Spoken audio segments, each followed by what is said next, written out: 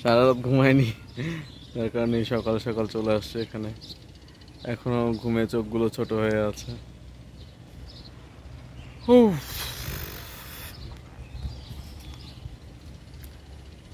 এই হচ্ছে মুহূর্ত।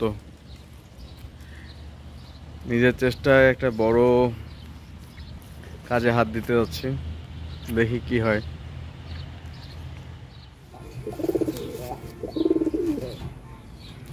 মূলত আজকে আসছিলাম আমার বন্ধুর ভাটাতে, ইটের ভাটাতে।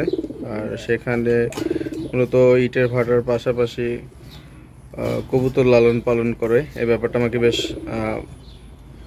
ব্যাপারটা বেশ ভালো লেগেছে আমার, তো আমি সেই ভিউটা দেখানোর চেষ্টা করতেছি। ওদের এমনিতে ভাটাটা অনেক সুন্দর, চতুর্দিকে খোলামেলা পরিবেশ। এটা ওদের অফিস রুম। যাই হোক, অফিস রুমটা না দেখাই, কেননা মানুষের কর্মস্থল। আর এটা হচ্ছে সেই ভাটা। আর এখানেও হচ্ছে কবুতরের কি বলে এটাকে, খাঁচা করা আছে। আর এখানে মনে হয় একটা গাড়ি পার্কিং এর জায়গা, বিশাল খোলা জায়গা চতুর্দিকে। এটা অফিস স্পেসটা।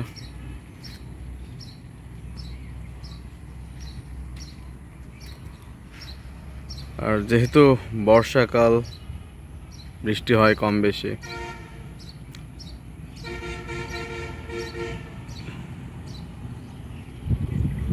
ইটের দাম বেড়ে যেতে পারে।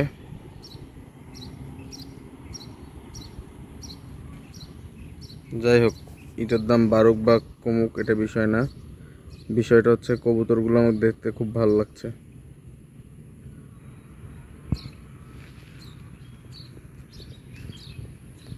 আসলে চাইলেও একত্রে অনেক কিছুই করা যায়, এটা আসলে নির্ভর করে পুরোটা মাইন্ড সেট আপের উপর, শখের উপর, যার যেরকম শখ।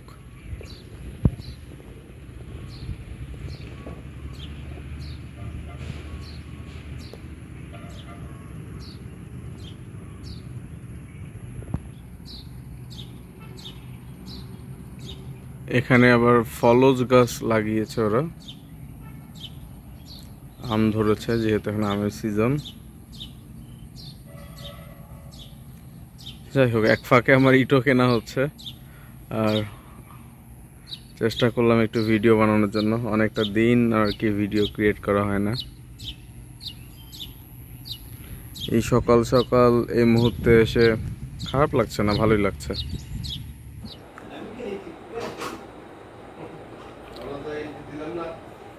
যাই হোক, ওরা আমার জন্য খাবার ব্যবস্থা করেছে। আমি সকালবেলা কেননা না খেয়ে এসেছি।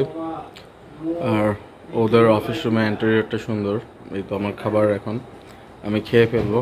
সো আমার ওদিকে কাজ হচ্ছে, আমি একটু ওয়েট করছি আর কি, খেয়ে নিই।